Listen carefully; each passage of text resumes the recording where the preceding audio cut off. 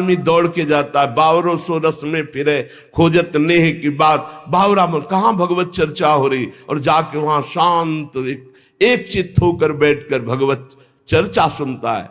तो कह रहे जन्म कोटि कृतम पापम नश्यते नात्र संशया, करोड़ों जन्मों के पाप उसके नष्ट हो जाते, इसमें कोई संशय ना करे।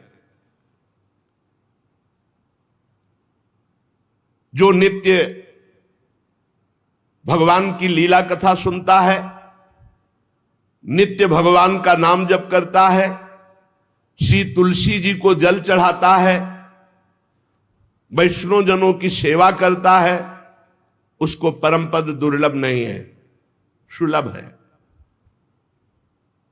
जो पुरुष पधारने जा रहा हो, शरीर पूरा हो रहा हो, उस समय नाम कीर्तन, उस समय भगवान के लीला चरित्रों के 2-4 अध्याय गान कर दे, निश्चित वो भगवान के धाम को जाएगा, निश्चित। ये करना चाहिए। अपना कोई परिचय हो या ना हो, किसी का शरीर छूट रहा है तो नाम कीर्तन शुरू कर दो। अगर आपको आता है तो संस्कृत या हिंदी से भगवान के पावन चरित्र जो गाए गए हैं 2-4 अध्याय रास पंचाध्यायी के भगवत लीला के सुना दो, अवश्य अवश्य उसे भगवत प्राप्ति हो जाएगी। इस सनक सनंदन सनातन सनत कुमार जी कह रहे हैं।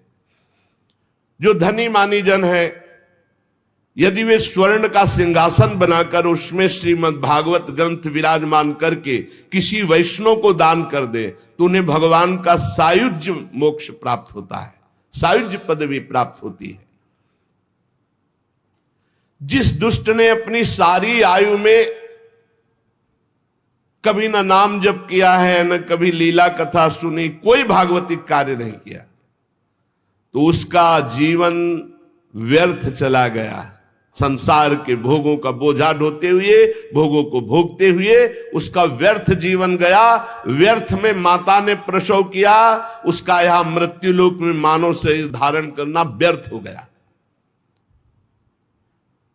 वो मुर्दा है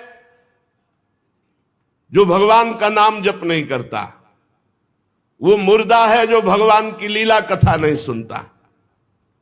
वो भार स्वरूप है पृथ्वी में, पशु तुल्य है, धिक्कार है। सनकादि जन कह रहे, धिक्तम नरम पशु समम भूय भार रूपमेवं वदंति दिव्य देव समाज मुख्या। संत समाज, देव समाज ऐसों का त्याग कर देते, धिक्कार कर देते हैं, जो न नाम जप करते हैं, न भगवत आचरण करते हैं, न भगवत लीला कथा सुनते हैं। संसार में सब कुछ सुलभ हो सकता है, पर संत समागम बहुत कठिन है। संत समागम, भगवत प्रेमी महात्मा का मिलना, महत्संगस्तु सुदुर्लभ हो।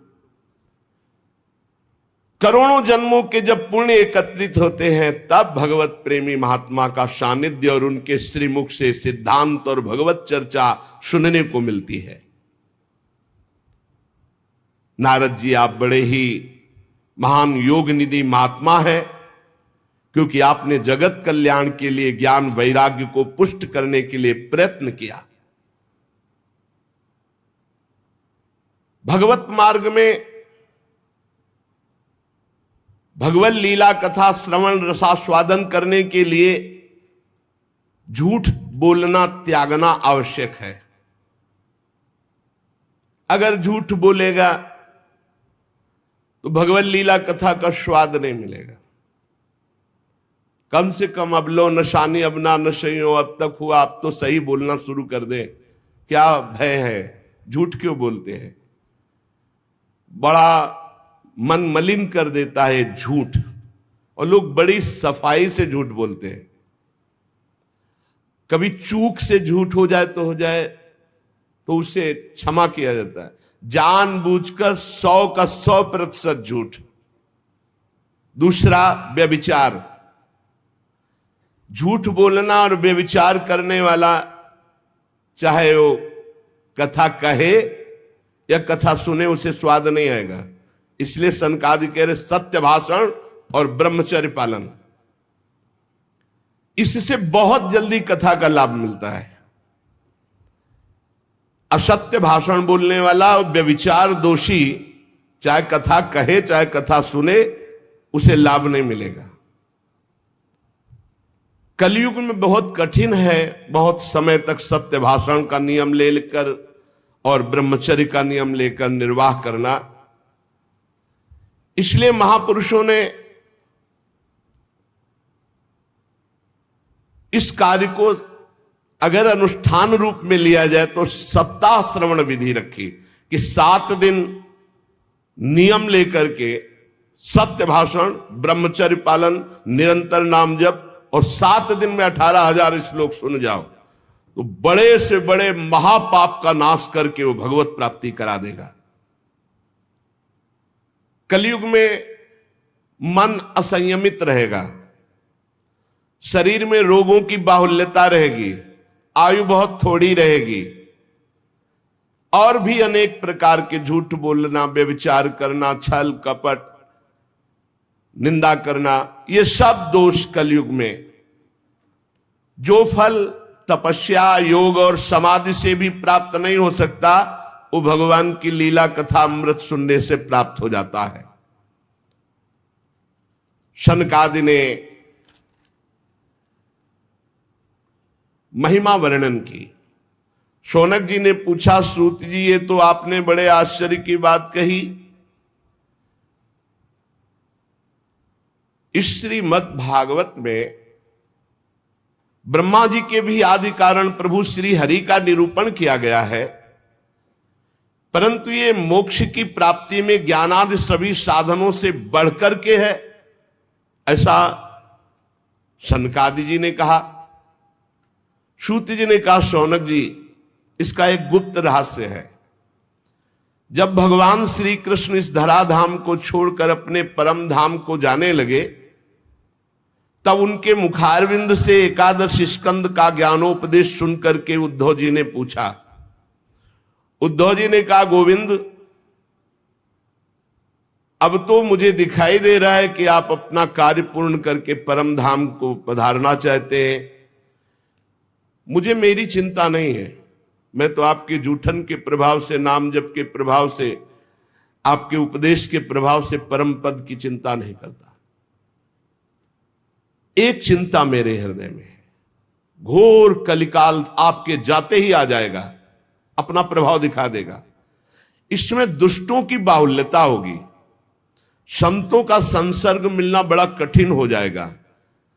यहां जो मिलेंगे भी तो छल कपट और उग्र प्रकृति के, इसलिए ये पृथ्वी बड़ी दूषित हो जाएगी।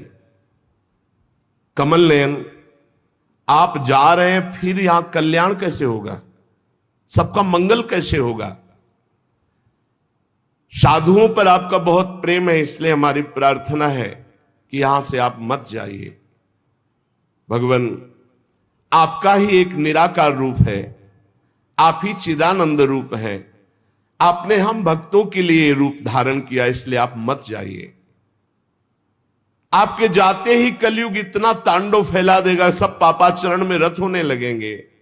इसलिए प्रभु हम मेरी प्रार्थना पर विचार कीजिए।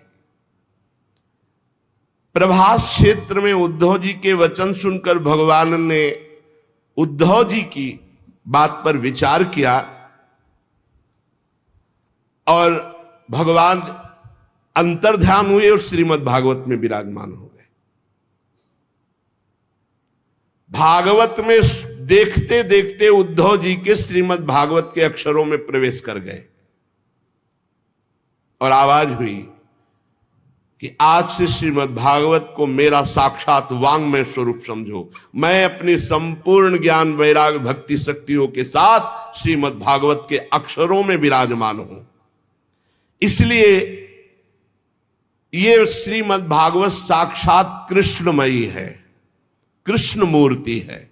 जो भागवत का दर्शन करेगा, भागवत को सुनेगा, उसके समस्त पाप नष्ट हो जाएंगे और निश्चित वो भगवत प्राप्ति करेगा। कलयुग में तो अन्य साधनों को बहुत बुरी तरह मलिनता में भर दिया कलयुग ने। इस कलिकाल में कोई ऐसा धर्म नहीं बचा जिसे कलयुग ने ग्रस ना लिया हो। और कोई ऐसा मनुष्य नहीं बचा जो दुख, दरिद्रता, दुर्भाग्य, चिंता, शोक इनमें डूब न रहा हो। दुख, दरिद्रता, दुर्भाग्य, चिंता, शोक डूब न रहा हो। कोई ऐसा नहीं दिखाई दे रहा जो काम क्रोध पर विजय प्राप्त कर सके। तो इस भगवान की माया से पीछा छुड़ाना बड़ा कठिन है। इसीलिए भगवान अपनी संपूर्ण शक्ति के साथ श्रीमद् भागवत में विराजमान हो गए। जो भगवान की चर्चा सुनेगा निश्चित माया मुक्त हो जाएगा। सूत जी कहते, शौनक जी, जिस समय सनकादि मुनीश्वर इस प्रकार भगवत चर्चा की महिमा बखान रहे थे, उसी समय तरुणावस्था को प्राप्त ज्ञान और वैराग्य और भक्ति ही श्रुतौ तौ तरुणौ गृहीत्वा प्रेमैक रूपा सहसा विरासीत। श्री कृष्ण गोविंद हरे मुरारे नाथेति नामानि मुहुर्वदन्ति। सभा के बीच में ज्ञान, भक्ति, वैराग्य प्रकट हो गए और जोर जोर से गाने लगे। अपने लोग भी 2-4 बार गाते हैं। ओ श्री कृष्ण गोविंद हरे मुरारे, हे नाथ नारायण